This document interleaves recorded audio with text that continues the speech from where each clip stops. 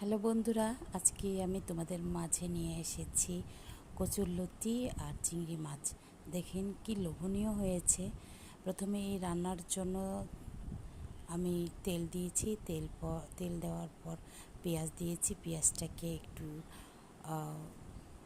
পুড়তে দেবো। তারপর এদিকে আমি মিশ্রণ মশলা বানাবো। এর মধ্যে আদা রসুন জিরা বাটা আমি করেছি। তার মধ্যে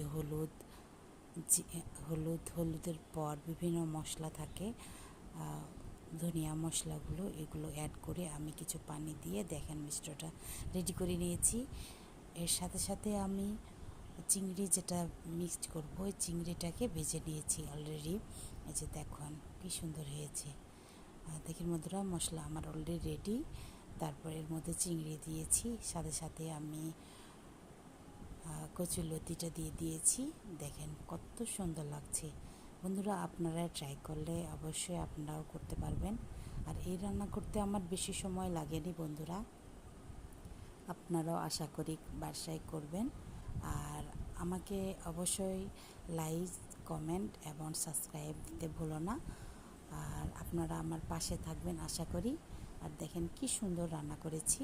আপনারা অবশ্যই কিন্তু বাসায় চেষ্টা করবেন, কেমন? আর কারা কারা রান্না করছেন অবশ্যই আমাকে কমেন্ট